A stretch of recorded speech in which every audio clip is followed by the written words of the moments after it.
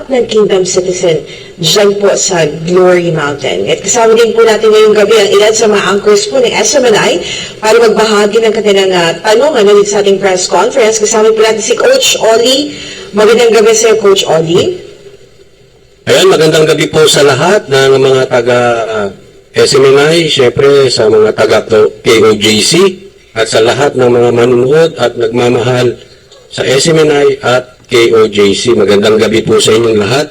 Ito po tanong ko, Atty. Torion, can KOJC or any members demand legally who is the utos sa itaas?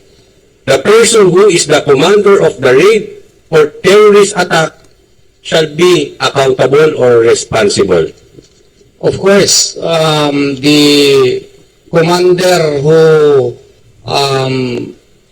authored everything, who is the brain of everything, should be held accountable.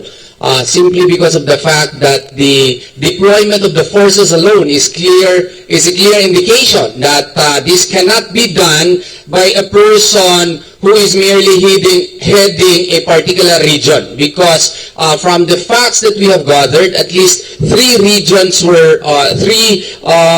forces from different regions were involved. And a person who can command this operation must either be the Philippine National Police Chief or maybe to a certain degree the Secretary himself of the DILG or even the President himself. I may be mistaken on the last aspect of my statement, but it must be a person who has a rank higher than the regional director of a particular region, because he is now commanding three forces from three different regions aside from composite teams. So the person who headed this must be held accountable for failure to follow the PNP rules of engagement. Yung nga nasabi ako, na-shock nga ako, halos ako mahulog sa bangko nung isang undersecretary na in-interview sa TV na nagsabi, well, the police has the discretion to use the number of force that they can use. But I think the DOJ secretary may have forgotten the fact that the police has their own rules of engagement, and they are likewise governed by the rules of court. And in this case, if they were governed only by an arrest warrant, then Rule 113, Section 11 should have been the Bible of the police. Now, if they were governed by a search warrant, then Rule 126, Section 7 should have been the Bible. But in this case, they were only governed by an arrest warrant, and an arrest warrant must be served by a warrant officer, and it should be served only in the address where it is clearly indicated. In this case, there were four different locations, and the service was done at the same time, and therefore the first element of Rule 113, Section 11 is manifestly absent. So good luck na lang po sa Commander-in-Chief po na nag-rule po nito, yung nag-order po nito, kasi I honestly believe that there were clear violations of the rules of engagement and the rules of court. Meron na po bang official statement kung sino man itong nasa itaas na ito na ibinigay? Kasi ang parang nadinig ko, ang dumakdak lang dyan ay si Secretary Abalos. Siya po ba yung nasa itaas o meron pa tayong inaantay na statement? Meron kaming nakuha mga information subject to verification. Hindi naman kami katulad sa mga pulis na agad-agad nag-file na agad ng obstruction of justice. Naku, binasa ko yung obstruction of justice po, Coach Oli, kasi tinuturo po natin yan. PD 1829. There are 9 modalities of commission of PD 1829. Ang parang close lang doon is Section 1, Paragraph C, harboring or concealing a suspect which led to his escape. Nang kaputsa naman, hindi nga nila nakita si Pastor Apollo Sikibuloy doon. How can there be harboring or concealing? They were not even able to establish his presence there. So PD 1829 Section 1 Paragraph C would not apply. So I am very much excited to read the complaint so that we can read it and we can rightfully prefer our defenses on the matter. Pero ang mas exciting po yung ipafile po siguro namin because we will really study the same and we are now in constant discussion with my co-handling lawyers on the matter as to whether or not we will include the foot soldiers po kasi we recognize also na yung iba we're just following orders except siguro yung nanira talaga who desecrated the gates of Glory Mountain and those who outrightly climbed the stairs without even seeking the permission of the administrator. So that is a grave violation of the law. So to those police officers, pasensya na po sa inyo. Alam ko nagtatrabaho lang kayo, pero yung nagkaroon kayo ng lakas na loob na sirain at yurakan yung sacred place po ng Kingdom of Jesus Christ, ibang usapan na po yun. Just imagine, I will apply by analogy yung sinabi po ng aking co-counsel po, si Attorney Tolentino. Kung sa masjid nyo yung ginawa, pumasok kayo sa masjid, ihian niyo yung masjid, naku, kami pong mga Muslim, kung gagawin po ninyo yan, alam na po ninyo siguro ang sagot po niyan. Yung masjid po, you can apply that by analogy po, dyan po sa pinasukan po ninyo. That is a sacred place to the kingdom of Jesus Christ. So therefore, proper seminar and training should have been conducted to the police before they were ordered to go there. And they should have been clearly instructed that this is a sacred place to the members. And this is owned separately by the kingdom of Jesus Christ, the name above every name. So therefore, the rules of engagement should have been followed. But in this case, it was not followed po. Ayan, for my last question po, ito po, let's put aside po yung mga nasaktan na babae, nasaktan na mga bata, mga sinirang gate nila, umakyat sila ng hagdanan, etc., etc. Kasi i-contest nila, actually sa mainstream media, ang narrative nila dyan, yung basa pa ng tubig. So mayroong baliktarang nangyayari. Pero ito po yung tanong ko, the mere fact of the presence of hundreds of fully armored, battle-ready SAF in itself illegal? It violates the doctrine of proportionality. It violates Rule 113, Section 2, and therefore it makes it illegal. Pero ganito lang po.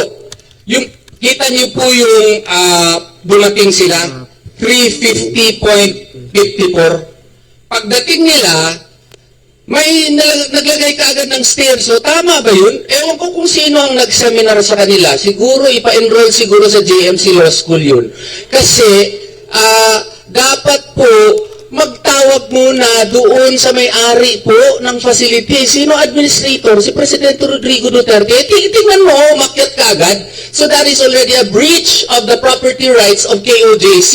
If there was already a breach, then therefore Article 429 would apply. What is Article 429? Defense of property. That is state of necessity, doctrine of self-help. So therefore, yung KOJC members, no, pwede sila pwede sila basain, pwede sila lampasuhin o anumang gagawin nila because that is a defense of property according to Justice Hugo Gutierrez in People versus Narvaez. That is reasonable use of force in order to defend the property of KOJC.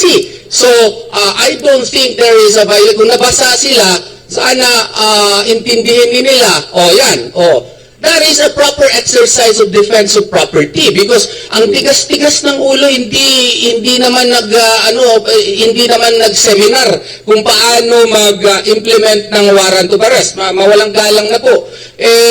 Klaro naman po sa Rule 113 Section 11 ay yung spokesperson po ng PNP binanggit niya din ito pero hindi niya in-explain ng maigi.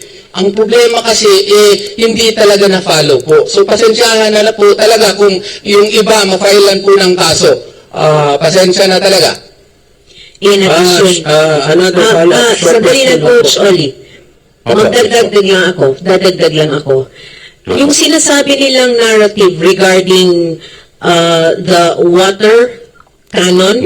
If you look at it, it's not actually a water cannon. It was hosing them down. Kasi kung water cannon yan, hindi na sila pwede umataka sa lakas ng force. That is just water hosing them down, not a cannon. Kasi kung cannon talaga, malakas talaga ang force niyan.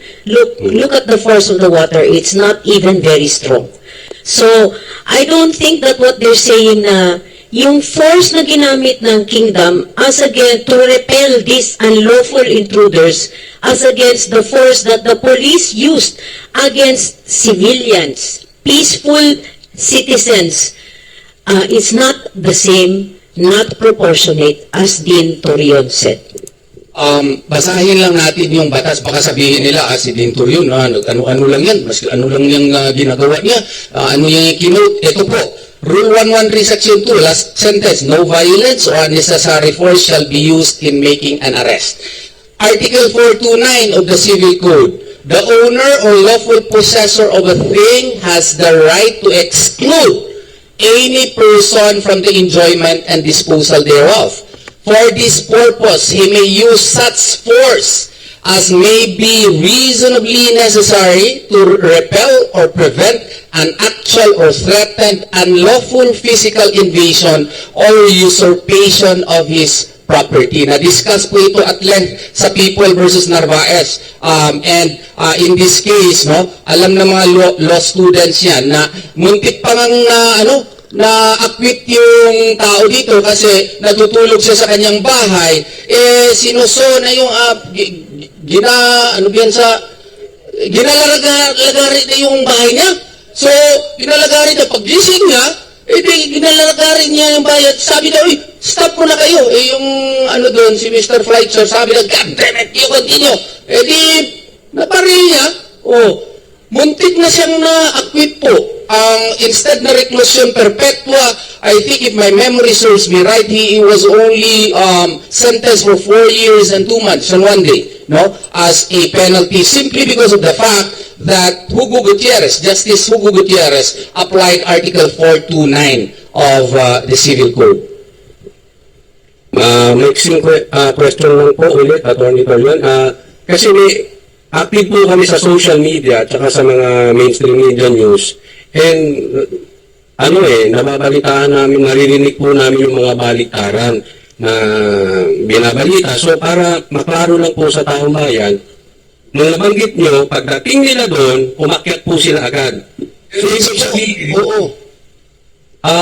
marami muna silang ginawa bago sila nag-serve ng warrant of arrest. Diretso po kasi kaagad, wala talaga sa rules of engagement. Pagdating, kuha kaagad ng stairs, umakyat na kaagad. Di yung mga naggagawa ng prayers po ng mga members, nagulantang, no?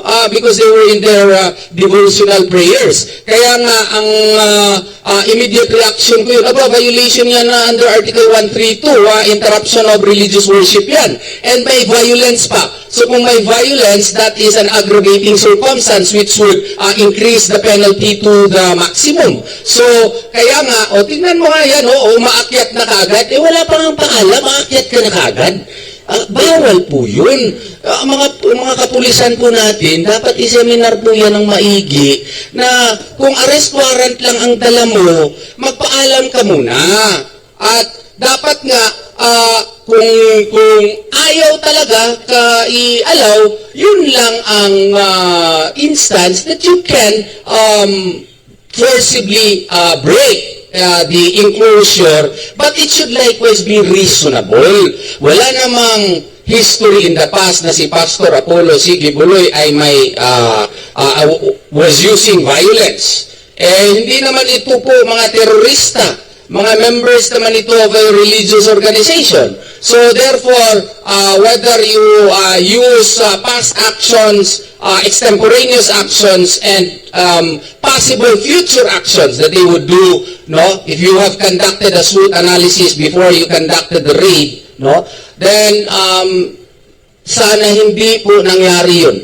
Kulang lang talaga ng seminar po ata yung mga pulis po na nag-implement. Okay, good luck po sa inyo lahat. Pasok ko na po sa ating mga kasamahan sa Banateros. Thank you po. Maraming salamat sa iyo, Coach Ollie. Pero bago ako tawagin yung ibang mga banateros, gusto ko lang idagdag kay Atty. Torion kasi naglabas kasi sa media ng statement ang Philippine National Police Region 11, na sinabi nila may 17 bolos and a moral gun na na-recover, so they filed charges sa 6 KOJC missionary workers at ayon nga kay Major Catherine Dela Rey, yung 6 KOJC missionary workers ay nahaharap sa kasong obstruction of justice, illegal possession of bladed, pointed, or blunt weapons, and disobedience of lawful orders. In fact, Atty. Dina, itong mga KOJC workers were initially told na sumama sa mga polis para magpa-medical legal. And some of them are also here din, Sinabi sila sumama kayo sa amin na maayos yung pagkasabi mag-undergo sila ng medical legal kasi nga, nasuntok, may mga sugat, para matulungan, para ma-check up na sila. However, pagkatapos ng medical legal, binalik sa presinto. Pagkatapos, pinasuot ng orange na shirt, gaya mo sinabi doon sa balita, pinasuot ng orange shirt, kinuhali ng mugshot, at yun, pinapirma sa kanila yung mga papeles na yun yung mga weapons na ginamit against yung forceful entry ng mga police dun sa Glory Mountain. Atty. Dina. Yung ginawa ng pulis na pagdala sa kanila sa police station on the false pretenses na ipapagamot nila, mali na yun. Because ang akala nila tutulungan sila, yun pala ginawa silang mga akusado. Now, if they were forced to say that these bladed weapons were theirs, ang tanong ko, were they read their rights? Were they informed that they were going to sign something without them knowing what it is? Since these are the questions that have to be answered by the police, ang tanong ko dito, was even proper procedure followed? Hindi nila sinunod ang procedure in case they want to do investigation.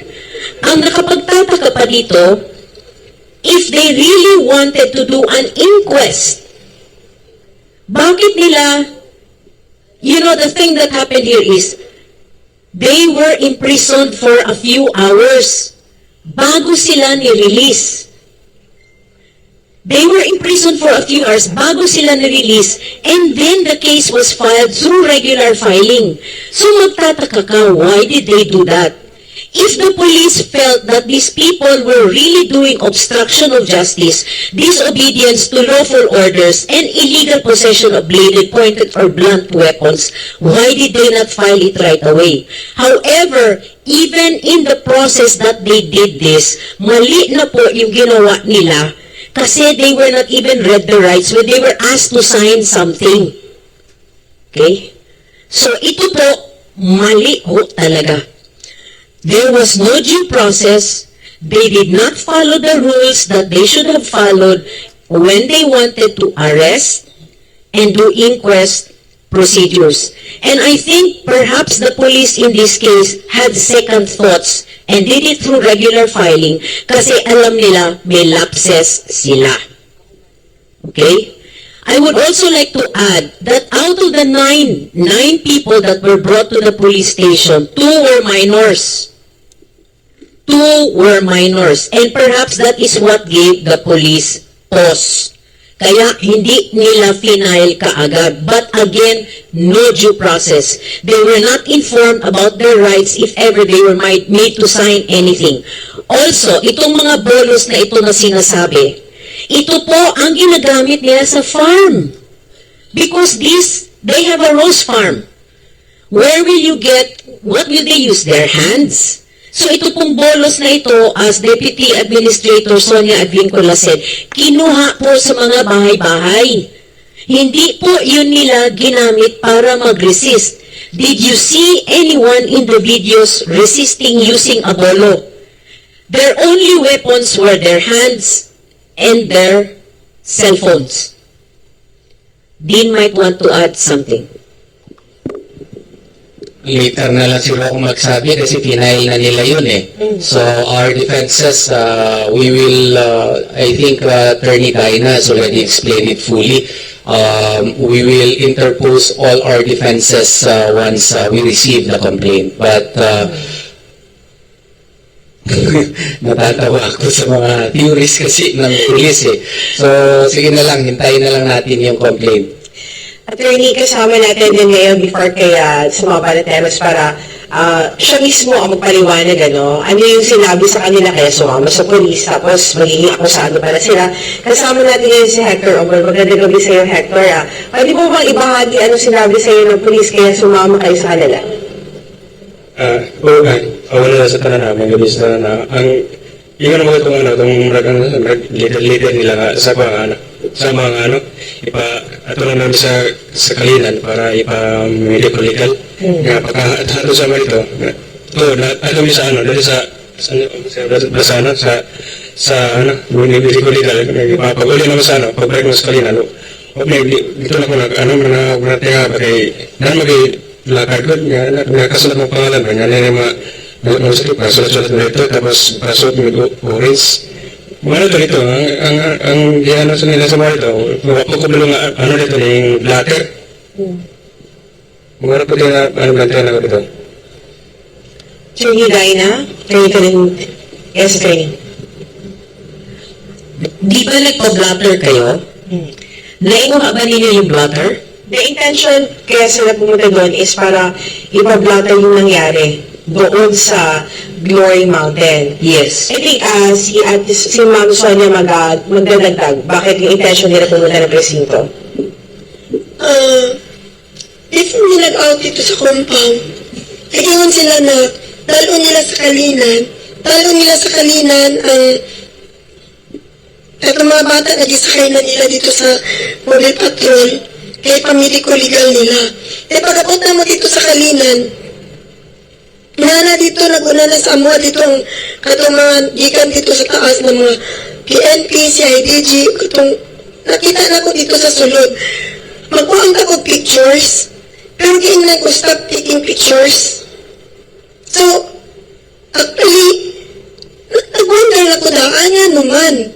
Tapos ang mga bata, isa-isa sila pasulod dito sa Then, mga 2 o'clock pa i-assist nila para maato sa medical legal.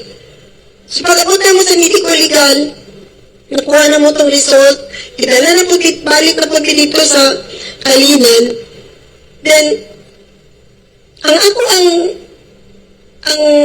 ang gimo dito nga, kasi ganina sa narrative report, kay ako mismo napablatter dyan ko, kay para sigurado, ako ba na ko mga, katong, ako ba dito nga, natingnan ko kay, mas nagipasutan na sila katong orange na na sanina, tapos with numbers na. So, wala lang sa to sa kung kay kuta, nauli namin, wala sila bighatad sa amo ang kanang isa tawagan niya yung result. Pagkaugma, ibalik ko dito kay kuhaon ako ang narrative report na ako nagpa-blatter dito ko, ang ako alang ang gihatag nila, and the rest wala. Pero pareho nga gitagaan nila papel. Now, kanina gibalikan ako, wala sila magihatag sa amoa. Asa na ang maugip yung tao naging ko, balikan ta mo dire kay manong wala na ninyo kaasikaso. Asa naman dia ito ang diplamahan nila dito na pareho lang sa ako. Ano ako naman ang girilisan ninyo? From the narration that I have heard, I think the initial theory of the police was they were caught in the act. And that is why they were arrested because it was already an arrest. Their freedom of locomotion was already prevented, and therefore it was already an arrest. So therefore, Miranda rights should have already operated.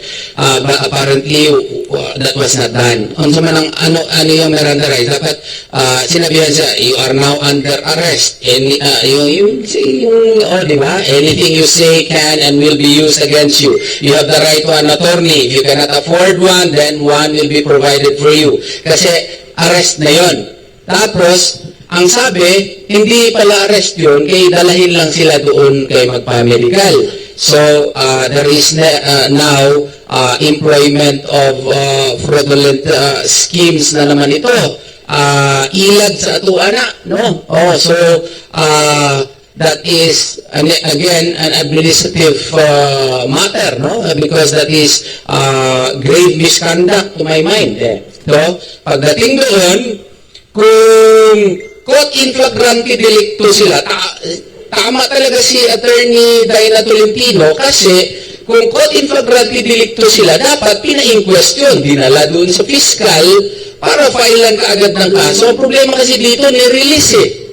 So kung baga, pati yung mga polis, di sila sigurado kung nakakommit pa sila ng crime. Kaya pasensya kanina, nakatawa ako.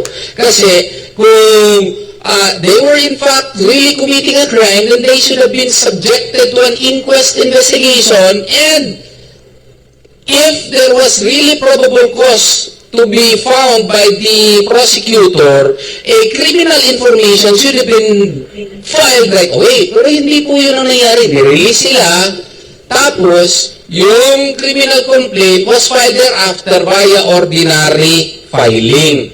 Parang medyo nakikita ko dito, hindi ata naging sigurado po yung ating mga kapulisan. No? Yun ang na-observe ko po. And also yung kanilang pinapapirma yung mga bata, I think that is also questionable in the sense that if they, kasi pinusasan na sila eh. Since pinusasan na sila bago pinunta sa stasyon, and then they were told na hindi magpapamedico legal, bakit hindi tinanggal yung posas? Tinanggal ba yung posas sa police station, ha? Doon pa mismo siya. Doon sa taas, okay. So, bakit, so balik tayo, bakit pinapirma sila without telling them na, hey, before you sign anything, you can consult your lawyer on this, ha? And if they have a right to counsel, and at the same time, if they decide to waive the right to counsel, they should also have the counsel inform them that you have this right. But this was never done to them. They were just made to sign. They were made to wear uniforms. They were asked to do mugshots, which is, again, violative of their rights. Kung hindi talaga sila kakasuhan, bakit ginawa yon? Kasi nung nangyari yon, pinapirma without counsel, independent and effective counsel. Kaya yung independent and effective representation. Kung hindi nila ginawa yun, kaya nga napatawa ako, sorry talaga, it was not meant to be a disrespect. Everything that was done there would be inadmissible in evidence. So any admissions, yung nga, pati nga yung mga bolos na kinuha, na ginawang evidence, magiging inadmissible in evidence din yun for failure again to follow the rules of engagement, the rules of procedure concerning warrantless arrest. Kasi parang warrantless arrest yun na ginawa. Kasi in flagrante delicto arrest yun So therefore, there should have been inquest, investigation, and right to independent and effective counsel should have attached. Failure to do that, kasi kung ayaw nila ng counsel, yung waiver must be in writing in the presence of counsel. Wala rin yun. So any and all things na ginawa nila, inadmissible. Walang kaso. So, yun po ang tingin ko. Maraming salamat sa iyo, Attorney Carreon, Attorney Tolentino. Magpapatuloy po yung iba sa mga anchors po ng SMA na magtatanong. Kasama naman po natin si Boss Dada. Magandang gabi si Boss Dada. Ay, magandang gabi po sa ating lahat. Ako po, talagang nakakadurog ang puso pag naririnig natin yung mga ganitong storya, lalo na yung mga nandoon mismo sa front line ng ng depensa na ginagawa ng mga tao dyan sa mga properties ni Pastor Apollo ng King of Jesus Christ.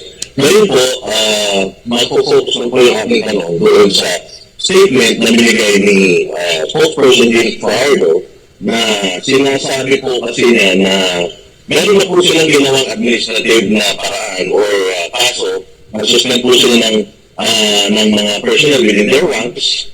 Pero feeling po natin, according sa sinabi na kanina, mukhang hindi po yun enough. Kasi 2 staff lang yung kanilang sinuspindi and ilang mga CIDGs at isang traffic personnel. Ano po, so feeling natin kulang kasi ang dami-dami mga umatake daan sa 4 na properties ni Kingdom of Jesus Christ. Ngayon, sinasabi po nila na sila po ay sumusunod din sa batas at kayo po tila mo ini-insinuate nila na nagpapavictim kayo, hindi po kayo, sila sumunod sa batas, kayo po dapat sumunod din sa batas at sumuko o isuko na po ninyo si Pastor Apollo Kibuloy. Gusto ko lang po marinig ang inyo pong sagot doon sa opinion na yun or statement ng PNP spokesperson. Well, first of all, yung tungkol sa pagsusuko ni Pastor Apollo Kibuloy, Boss Dada, that is his personal decision. It is on his conscience on whether or not to surrender. Because like I said in a previous press conference, may possibility na magkakaroon ng rendition and then later extermination, or both. So that is on his conscience. But we, the lawyers, including Dean Torion, already gave him all the consequences of everything. Now, it is up to him to do that, as well as to the 5 other accused. Okay. But regarding sa ginawa nila, I would like to separate that from the fact of what the police did in the raids on the 4 properties of the Kingdom of Jesus Christ. Now, like Dean has repeatedly said, yung ginawa nila did not follow procedure, did not follow Rule 113, Section 11, did not follow the procedures for warrant of arrest. In fact, pati sila nalilito kasi doon sa Glory Mountain, ang sinabi nila, search warrant. Okay? So, I would like to state that what the kingdom did was just to protect themselves from perceived raids, perceived attacks, and they are allowed by law to do that because they can protect their property, especially religious grounds. These are all religious compounds. Okay? So, ngayon, yung sinasabi nila na dapat sumuko, I would like to point out the fact that after the lawyers arrived, I was one of the first to arrive, and I was the one who personally talked with Colonel Loren of the SAF here in the central compound. And when he showed me the warrants of arrest, we let them in. We let them in. Teams of 4 came in. One sa JMC, one sa Bible School, one sa Kingdom, and one sa Hangar, just to search if Pastor is really there. Now, the thing here is that I would like to ask them back, if they had reasonable suspicion that Pastor was in the central compound, why did they go to the other 3 compounds? If they had reasonable suspicion, or yes, that Pastor was in Glory Mountain, why did they go to the other 3 compounds? Why 4 compounds? Bakit hindi isa lang? And they have been there not just once, not just twice, but this was actually the 3rd time. So, yung sinasabi po nila na narrative, it's their spin. The kingdom is telling the truth. Dean? Saka klaruhin ko lang, Boss Dada, kasi ito hindi masyado na-i-explain eh. Doon kasi sa information sa RTC Pasig, if you remember yung DOJ resolution na nag-motion for reconsideration pa tayo na pending pa ngayon, no? Nagsasaad po doon sa dispositive portion po that the Davao City Prosecution's Office is mandated to prepare an information for violation of human trafficking as against the respondents in this case. Ano po ang nangyari? Hindi po ang Davao City ang nag-prepare ng information, kundi Central. Central meaning DOJ Central. Pero yung resolution itself, there is already a basic legal defect. Kasi lahat po ng mga estudyante po ng batas, alam po na kung ang crime ay allegedly committed in Pasig, ang preliminary investigation po ay dapat sa Pasig. Hindi po pwede na ang Davao City ang magawa ng preliminary investigation for a crime that allegedly happened in Pasig.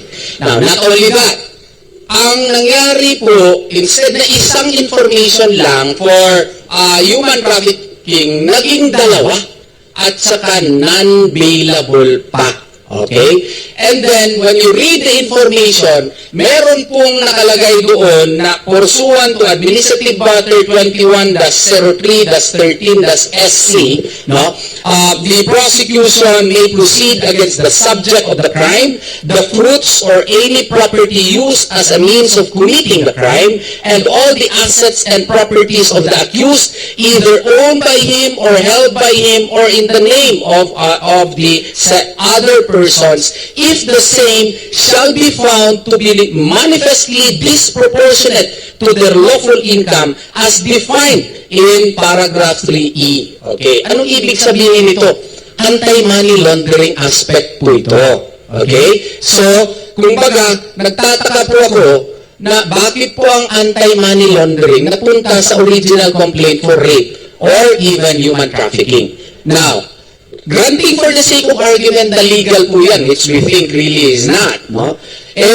Yung mga members po, no, they also have the right to protect the properties of KOJC kasi itong Central po is owned by Kingdom of Jesus Christ. Baka yung mga pulis, nung pagpunta nila dito, they have this mistaken notion na owned ito personally ni Pastor Apollo Sikibuloy. Yung Glory Mountain, they may have that wrong impression that it is owned personally by Pastor Apollo Sikibuloy, no?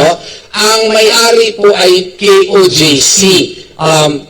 Legally ang may-ari ay KOJC. So anong karapatan ng mga members po? They also have the right to protect the properties of KOJC po. At saka, ang nangyari nga po, since yung police po ay nag-violate ng rules of engagement, violation na po yun sa implementation of warrant of arrest. So therefore, yung right po ng mga miyembro po ng KOJC, may karapatan na po under Article 429 of the Civil Code to protect the invasion of their properties. So therefore, the actions of the members were perfectly legal. Attorney, so none of these properties na mga pinuntahan nila listed under Pastor Apollo Kibuloy. Ibig sabihin, hindi po siya yung may-ari nitong mga properties po na ito. Tama po ba? I will answer that as the kingdom lawyer. Ang mga properties ng kingdom are owned by the kingdom. Pastor Apollo Kibuloy used to be the executive pastor. And as such, all the properties in the name of the kingdom, siya ang administrator.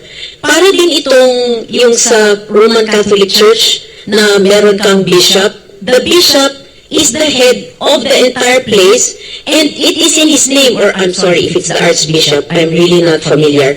It's the archbishop in whose name it is placed, but it is not actually owned by him. He is just holding it in trust for the congregation, the Roman Catholic Church in that place. In the same manner that Pastor Apollo Kibuloy does not personally own these properties. It is owned by the kingdom and he was the trustee for these properties. However, way back in 2022 pa po, hindi na po siyang executive pastor. Iba na po ang executive pastor. He is already a retired executive pastor, Pastor Apollo Kibuloy. Hindi na po siya. So, ang pinagtataka namin, if the police really did their work, because you can find this in the Securities and Exchange Commission, bakit ginawa nila ito sa kingdom if they were looking for pastor? Why did they do this to the kingdom properties? So, it is not Pastor Kibuloy who personally owns these properties, to answer your question. Thank you very much po, Attorney. Yun na lang po, para sa akin, marami pa po magtatanong para mas marami tayo makover. Thank you very much. And again, good luck po sa laban ng King of Jesus Christ dito sa, oppressive na gobyerno. Salamat po. Thank you very much, Boss Dada. Ngayon naman na magtatanong ay si Banat Pai. Magandang gabi sa iyo, Banat Pai. Magandang gabi po sa inyo lahat. Ito po yung tanong ko yung laging komento po ng mga bashers ni Pastor Kibuloy na bakit kasi hindi nyo nalang ilabas ng matapos na ito. Pangalawang tanong ko, isabay ko na lang din, lima ko ngayon may ganitong kaso na parang pagtanim ng ebidensya yung bolo na sinasabi. At ito ba kakasuhan nyo na isang pagtanim ito ng ebidensya? Yung bolo, personally owned ito ng mga tao doon. Ginagamit nila ito for their farms. Because if you are able to go to the place, farm mo talaga ito. They do gardening work. They tend the rose garden that they have, the rose farm that they have. They do work there in the farm because it is a farm. Aside from the fact that it is also a place of worship. So ito po, yan yung kanilang mga personal na ginagamit na farm implements. Hindi mo ito for violence. The only violence that they do is when they use it to tend to their gardens. So, yan ho yung tanong. Hindi ho yan planted. These are personally owned. But like Deputy Administrator Sonia Advincula said, kinuha ho ito sa kanilang mga bahay-bahay. Hindi na ho nila ginamit. Now, with respect to your question as to bakit hindi na lang ibigay ng mga tao si Pastor Apollo Kibuloy, Pastor Apollo Kibuloy has his own will. And so with the rest of the 5 accused, they have their own will. Hindi naman ho natin mapipilit sila na how do you call that? Mag-surrender if they feel that they are not safe if they are going to surrender. So, hindi ho natin pwede masabi na bakit hindi na lang ito ibigay ng kingdom. Hindi ho namin yan desisyon. Desisyon ho yan nung 6 na akusado, including Pastor Kibuloy. So, ito yung sinasabi nila, i-surrender namin ito, hindi ho namin ang karapatan. Because we cannot coerce a person to do something against his will. Isa pa akong laging sinasabi na argument na kailangan nagpaalam ang kapulisan dito sa inyo bilang sa KOJC, parang owner ng KOJC. Ang lagi naman sinasabi ko ng iba, bakit magpapaalam? Baka mamaya nandiyan nga sa loob, at kung magpapaalam pa, baka makatakas. Yun na yung kanilang argumento. Ano ba ang masasabi niyo dito at kailangan nila na biglaan ang kanilang pag-aaral? Ganito po siya, boss, no? Sir, yun pong warrant of arrest, as a general rule, it can only be applied, implemented, kung makita mo kaagad, maski saan. Yan. Oh. So, nakita, may warrant ka. Maski nga, dakling ka. Kung nakikita ka on plain view. Pero, kung nasa building ka na, o facility, kasi nga, in US versus Arceo po, yun pong bahay natin, yun pong ating building is our own castle. Ang sabi nga ng Supreme Court, a man's home, however humble it may be, is his castle. A king, however mighty he may be, his power ends at the doorsteps of the humble home of an individual. Kaya nga po, kung warrant of arrest lang ang dala mo, kailangan ka magpaalam sa may-ari po ng building. Kasi castle po niya yun. Hindi po pwede na i-violate mo yung right of privacy niya just because may dala ka na warrant. All civilizations, United States of America, Great Kingdom, Wales, no, all European nations, no, doon po nagmula po itong konsepto na ito at na-follow po ito in the entire world that if you invade the sanctity of the home, if there is a need for such, then you have to secure the consent of the owner of the home or the building or the facility. Kaya nga, nakasaad yan sa Rule 113, Section 11. Kailangan magpaalam muna because you would be breaching into the sanctity of a sacred place to the family. So therefore, if you are not given the consent, even if you have already secured this consent, ayaw, unreasonable, yan, pwede kang pumasok. Yan ang batas po dyan. Pero ang nangyari din kasi dito, hindi nga dumiretso ka agad, umakyat, breach na kaagad din sa property rights ng KOJC. Kasi ang may-ari po ito, ang KOJC, ang administrator, si President Rodrigo Roa Duterte. Bago sana pumasok, tinawagan si Presidente Duterte, President, pwede po ba kami mag-implementa po ng warrant of arrest? Kung nagpaalam ka lang ng security guard, hindi naman si Presidente Rodrigo Duterte yun. He is incompetent to give such consent. So therefore, the police, being the more educated guy, should have been circumspect enough to know that this security guard cannot give the proper consent. So he should ask as to who is the administrator or the owner of the property. But I would like also to answer your first question, sir. Kasi meron pong misconception na pag warrant of arrest, dapat mag-surrender ka. Atin po i-educate po yung mga tao na may option din po yung accused. Pwede po din siyang, may remedies pa man yung abogado ko, kini-question pa man niya yung probable cause. Then, baka maswertihan ako mag-grant yun sa DOJ at ma-dismiss yung kaso at mag-file siya ng motion to withdraw information, kung ma-withdraw yung information, wala na akong kaso. Option na yun. Although mas uncomfortable po yun na option, but the option stays. I will give you a very concrete example. Senator Lacson, pasensya po, Senator, no? Kasi ito po yung maintindihan ng tao On February 5 of 2010, the Regional Trial Court of Manila issued a warrant of arrest against him. So, he became a wanted person during that time. Okay? Per PNP manual, wanted person yung classification niya. Okay? Hindi siya fugitive from justice, wanted person per PNP circular. Okay?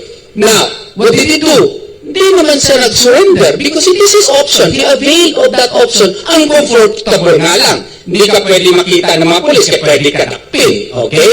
Anong nangyari? On February 3 of 2011, the Court of Appeals issued a resolution quashing the information and quashing the warrant of arrest. Anong nangyari? Wala na siyang kaso.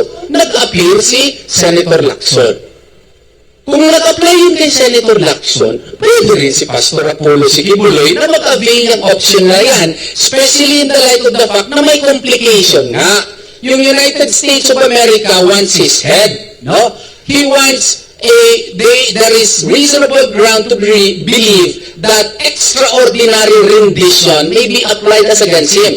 In layman's term, kidnapping yan. Ilang beses na yan ginawa, 1868 pa, nung pagkamatay ni President Abraham Lincoln. Si John Surratt, yung pumatay sa kanya. Tumago sa Egypt. Anong ginawa ng Amerika? Kinidnap siya sa Egypt, dinala doon sa Amerika. Is that proper? That is not proper because in Nicaragua versus US, the United States of America should respect the territorial integrity of Egypt. Not only that, Manuel Noriega, de facto president of Panama. What was done to him? First, ally siya ng United States of America and then involved sa drugs and nag-export na ng drugs doon sa United States of America. He became unpopular. What did the United States of America do? In-invade yung Panama, kinuha yung presidente, dinala sa Amerika at trinayal. Presidente na nga yun. May mga armed forces na nga siya yun. Kinidnapa at dinala sa Amerika. There are many other examples. Dito na lang sa Davao City, John Merrick, who was involved in bombing in Davao City. No? Anong nangyari sa kanya? Instead of him being tried in the Philippines, alleged FBI agents went to Davao City, shoot down Merrick, and brought to America. That was a slap, an insult to territorial integrity of the Republic of the Philippines. I can give you many other examples. As a matter of fact, 159 examples of what you call these extraordinary renditions being perpetrated by America, 300 plus during the time of anti-terrorism drive. So, the fear, therefore, of Pastor Apollo C. Kibuloy to be extraordinarily rendered has grounds. And meron pang extermination na baka papatayin siya.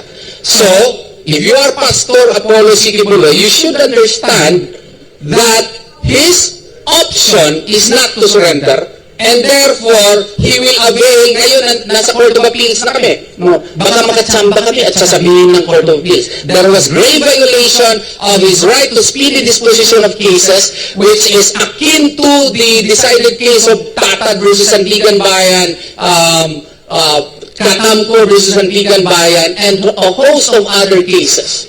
18, in fact. So therefore, kung i-avail ni Pastor Apollo C. Kibuloy yun, that's his option. Sana maintindihan po ninyo. Question po regarding po doon sa lumabas na balita na there will be hearing dito by Senator Robin Padilla. The question is, naimbitahan na po ba kayo? At kung ito po ba ay matuloy, sino ang wini-wish ninyong makaharap doon para malaman ang culprit nitong marahas na raids na ginawa sa KOJC? Honestly, maganda sana kung ma-meet namin si Secretary Abalos doon sa hearing at saka yung PNP Chief po, si Chief Marbel. At marami pong tanong yung mga members po. Kasi honestly, hindi po kami makapaniwala na regional director lang po ang nag-command noon kasi yung mga forces nga are from different regions. May mga tanong lang po, sana wag niyong maibahan, wag kayong mainsulto po. The citizens have the right to know. And it is within the rights of the citizens to be informed why the great force was exerted to implement a warrant of arrest. Was there really a search warrant that was issued to support the raid? No? And why is it that it was done at 3 o'clock in the morning at school? No? Eskwelahan po at saka religious place po. No? So marami po kaming tanong. Sana po huwag kayong magalit sa amin. At nagtatanong lang po at gusto po namin ito malaman po ng publiko din para hindi na rin po ito maulit po in the future. Last question po. Nakita natin na may mali sa rule of engagement na ginawa ng kapulisan. Ano ang inyong opinion? Ito ho ba ay sadyang dahil lang hindi sila pamilyar, hindi nila alam? O ito ay isang sadya ginawa nila dahil wala ko silang choice dahil inutusan ko sila? Ito ba out of stupidity or this is talagang sumusunod lang sila sa utos? I would like to think it is sumusunod sila ng utos because if I will answer that it is out of stupidity, it would not be good for the image of the PNP. However, I would also like to think that perhaps they failed in their intelligence. This was also a failure of their intelligence. Bakit po? Kasi matagal na po namin sinasabi, wala dito si Pastor. Hindi namin alam kung saan si Pastor. Because they have already sent people to us asking, tell us where Pastor is. And we have always consistently said, we do not know where Pastor is. Now, with respect to the fact that they did simultaneous raids on 4 places of worship, perhaps they did not understand the gravity of what they were doing. Perhaps they did not understand that these are holy places, akin to raiding a church, akin to raiding a cathedral, akin to raiding a place where nuns or priests live as a community. Okay? But that is what they did. And perhaps they also failed to take into account that one of the places that they raided was a school.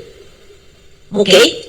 In addition to the fact that perhaps they failed to take into account that the places they raided were not just a religious community, not just a school, but also a place where people live, where there are children who have been traumatized.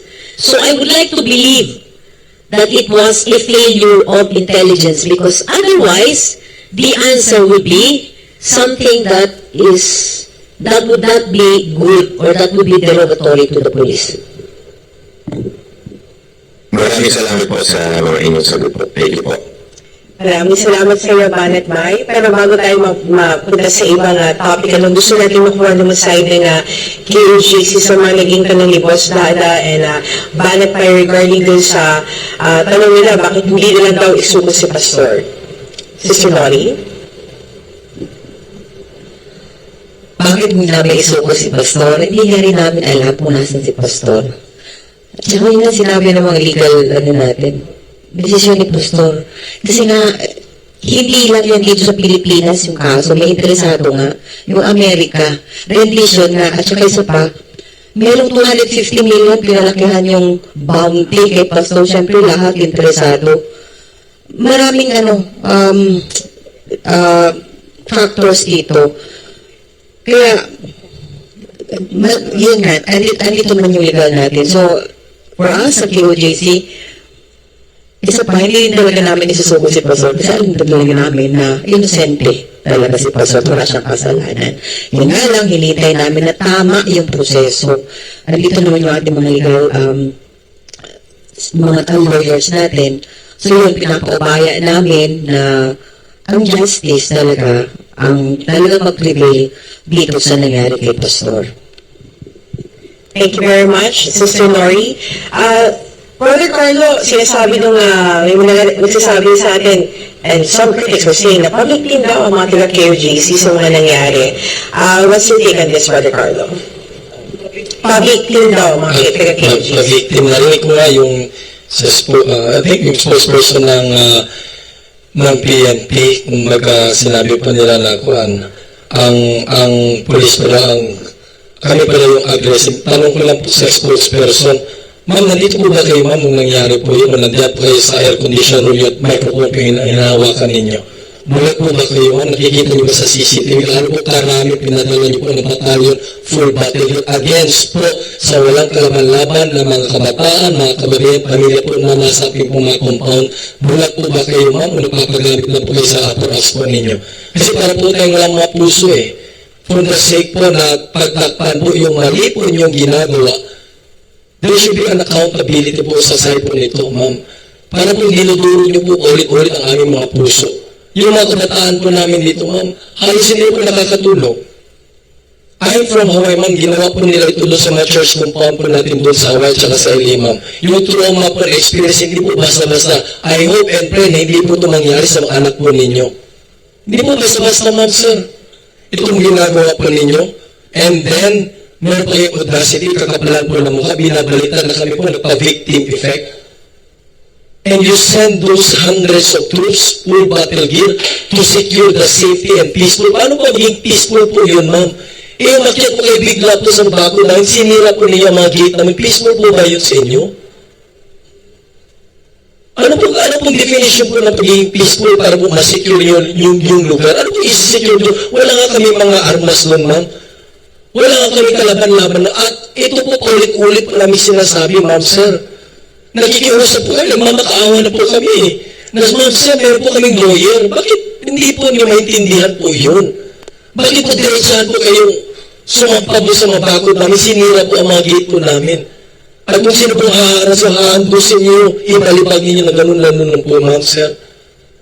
Alam mo po, grabe pong kagarapalan ko, and then, nandiyan ka lang sa aircon po ng room ninyo, may microphone na magsasalita na kami po yung pag-victim. Wala po kayo dun sa area po mismo kung saan po yung nangyari. Idilat naman po natin ang ating mga mata, ma'am, sir, at we hope and pray na hindi po ito nangyari sa pamilya po ninyo at sa makaawa-awa po ng mga anak po ninyo, ma'am. The traumatic experience po, hindi po basta-basta. Ngayon po, na-recall po, 4 years ago na po yung raid, ginawa po sa Hawaii. Ngayon po, ma'am, si Pastor lang po, ang word of God na po, nag-heal po sa amin. Ngayon po, naulit na nabasag naman po kami. Kaya we are standing there all day, all night, hanggang madaling araw, hanggang kahit ang araw. Nandyan po kami kasi takot po kami na lusubin na naman muli in our own compound. This is our home. Ito po yung bahay namin. Bahay po namin ito. Dito po kami lumaki na po. Inalagaan po kami. Wala pong ibang tinutuloy pag-ibig. At then, ipipresenta niyo po sa aming harapan ang pagkabarumbado, ang pagkawalang respeto. You may not like Pastor Kibuloy, or you don't like his teaching, his doctrine. But how about us who love him so much? How about us who love this compound, this property, this kingdom nation, na ito po yung pamilya namin? Wala naman natirang katiting na pagrespeto po, ma'am sir. And then you are so insensitive sa amin pong nararamdaman. Kami po ang tunay na biktima po dito. Kung raratsadan yung mga bahay nyo, hundreds of those personnel, makatunganga ka lang, and then bakit daw gagamit kami ng water can? Ma'am, isipin nyo lang po, kami pa po ang nakapag-isip niya na ayaw namin nakagulo. We use that. Kasi ayaw namin, kasi ginigit-gitan nyo kami, ma'am. Pinapwersa yung sarili nyo, papasok po doon sa compound namin. Ginamit po namin yung just to repair ba? Nakita nyo yun, kami pa po nakaisip. And then sabi nyo, just to secure para maging peaceful. Kami po ang pinaka-peaceful po na tao kasi ayaw namin kagulan. That's why, kung naintindihan nyo, kasi ayaw namin kagulan, hinahanap po namin na sinasabi namin, ininsist namin, pulata po ang lawyer. Ma'am, hintayin nyo po ang lawyer po namin. Ulit-ulit po ito, ma'am, ulit-ulit. Hanggang sa dumating po ang lawyer po namin, tingnan nyo, ma'am. Wala po, napaka-organized po ang lahat. Nakapasok po kayo, sinerge mo anong lugar ang gusto yung i-search. And then, ito binabaliktad po ninyo. Grabe naman po yan, ma'am. Wala po ba talaga tayong puso? Try come here, observe po the children. Yung mga kabataan po nandito na, tingnan niyo po, ma'am, gaano po, how you did. Pero yung mga bata, kami nga mga adult, nahirapan. How much more yung mga bata? Tapos magdagdag pa kayo, yung preaching binabaliktad ninyo. Kami pa yung naging masama ngayon. At kayo po yung hero. Oh my God. Maraming salamat. Thank you, Eric. Brother Carla. Ano tayo masyalagaan? Yes, yung sinasabi po nila, the public perception na bakit nagpe-play ng victim ang mga kingdom citizens, as they call themselves. I would just like to add the fact also that even before these raids, I would like to call them raids, happened in June 10, marami na pong drones lumilipad sa taas ng lahat ng kingdom compounds for months on end. And mabuti ho sana kung itong drones na ito, isa, hindi po, sometimes 7, sometimes 5, sabay-sabay ho yan. And they normally come at night. At night, perhaps. And you have to remember that the central compound of the kingdom is right beside the airport. And under the rules for flying of drones, there is a 10-kilometer radius that drones cannot fly. So I keep wondering, kasi po, ako mismo, nagreklamo po kami sa Kaap, bakit nakakalipad itong mga drones na ito? Why does the Kaap not do something about it? And yet the Kaap said, no, you have to go to the police and you have to file a complaint. However, by the time you get to the police, wala na po yung drones. But it happens every night. And can you imagine how the kingdom citizens feel? They are besieged. They have been besieged for months. And yet they have held on to their peace. They have held on to love until this latest incident on June 10. I'm not sure when the drone started flying. Was it last year, November? I think it was last November 2023 pa po. And it is already June 2024. Every night po yan. Not just one drone, several drones. Sometimes one, sometimes isa, and then mawala sila, and then babalik na naman. This has been going on for nights, every single night since November 2023. So when you say that the kingdom citizens are playing victims, hindi mo sila playing victims, they are victims. Thank you very much, Attorney Naira. Of course, our psychologist would like to add more. In addition to the issue of the victim, the fact that a lot of the members had already experienced psychological distress, it's already a sign that they really are the victim given of the circumstances. Thank you very much, Ms. Abigail. Pagkatapos yung overkill na pag-disilbi ng warrant of arrest, lagi ko yun sinasabing overkill, kasi talagang overkill naman talaga. Mga kababayan, kapansin-pansin na there's still sa patong yung ginawa na raid dito sa Davao City, sa mga properties dito sa ating religious compounds, similar sa nangyari din sa mga religious compounds ng Kingdom of Jesus Christ sa United States of America. Alamin natin ang sa issue ito sa balikan ito.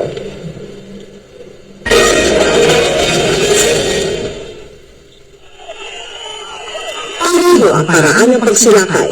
Ito ang sinabi ni KOJC Minister Brother Carlo Catillo sa marahas na pagsalakay ng mga armado otoridad sa religious compound ng KOJC sa Davao City para sana magsilbi ng warrant of arrest. Sa halip kasi na makiusap ng maayos, mas pinili maging bayolente ng mga kapulisan na naka-full battle gear pa. Ang mga lumusob ng mga otoridad ay ang pinagsaling pwersa ng PNP Elite Group ng Special Action Force at Criminal Investigation and Detection Group. Mag-aalas 4 ng madaling araw nitong Lunes at 10 ng Hulyo nang mabulabog ang pananalangin ng mga misyonaryo ng KOJC. Nang walang ano-ano'y sumampa sa pader ang mga armadong pulis gamit ang hagdan. Sabi ni Brother Catillo, alas 4 din na madaling araw noon nang lusubi ng mga otoridad ng Amerika ang mga religious compound ng KOJC sa Estados Unidos, particular na sa Hawaii. Alas 4, sir. I was there in Hawaii. When the minister said may pag, gano'n pabuti si Pastor, sir, inatay ko na sa Hawaii para alagaan ng Hawaii ng Hawaii. Alas 4 po, sir. Same scenario. Pasok Tulad ng marahas at di makataong paglusob ng mga armadong pulis sa religious compounds ng KOJC sa Davao City. Ganon din ang ginawa ng mga otoridad sa religious compounds ng KOJC sa Hawaii. Bilang mo sir, sa KLC natin Hawaii, binasak lahat ng pintuan natin. 3 grupo pumasok sa likod, 1 grupo pumasok sa harap, 2 grupo lahat ng pintuan, basal sir, main gate natin basal sir. And then, literally sir, yung mga baril natin, atutok yan with laser kasi kami kayo sir. And then, we were handcuffed. Sinusasan po tayo sir. Tingnan nyo sir, 2018, the case na gusto nilang pataupin ang kingdom, pupulin si Pastor. The case was dismissed. Bukod sa Hawaii, ay kasabay rin nilusob ng mga otoridad ng Amerika ang mga Kingdom Religious Compounds sa Los Angeles, San Francisco, New York, Virginia at Las Vegas. Mapa Amerika o Pilipinas man, pareho ang kanilang estilo ng paglusob. Sumalaki ng madaling araw, parehong mga armado at parehong walang kalaban-laban ang mga KOJC members at missionary workers. Dito sa Pilipinas, sabay-sabay nilang nilusob ang KOJC religious compound sa Davao City, sa Prayer Mountain at sa Glory Mountain na parehong nasa tamayong Davao City, at maging ang Kingdom Compound sa Kibug, Sarangani Province. Walang pakundangan, pilit na pumapasok sa kada compound ang mga otoridad. Di alintana ang takot at trauma na dulot ng mga ito sa mga member at missionary worker ng Kingdom of Jesus Christ, lalong-lalo na sa mga kabataan na walang kalaban-laban. And then, they cannot win the case there in United States of America. They bring it here in the Philippines. Same pattern po, sir. Sarili po natin, kalahi po natin, mga kapulisan. Kaya ang moralidad at integridad po natin, nakikiusap na po kami, sir. May mga video nakikiusap na mamakulang na magmatawa. Sir, huwag yung gawin niya sa aming compound. Pilit na pumapasok. Hindi ko kami patitingan. Sinabi po namin in the face. Barilin niyo na kami ngayon. Kung gusto niyo kami baril, hindi ko kami aalis. Hindi po kayo makakapasok. Sa ngayon, ay sinabi ng mga abogado ng KOJC na magsasampa sila ng kaukulang kaso laban sa mga pulis na lumabag sa batas dahil sa overkill na pagsisilbi ng warrant of arrest. Samantala, matatanda ang sinabi ni former President Rodrigo Duterte na tumatay yung KOJC Property Administrator ay magsasampa sila ng kaukulang kaso laban sa mga pulis na lumabag sa batas dahil sa overkill na pagsilbi ng warrant of arrest. Para sa Diyos at Pilipinas kumahal, ito si Hannah Jane Sancho, SMY News.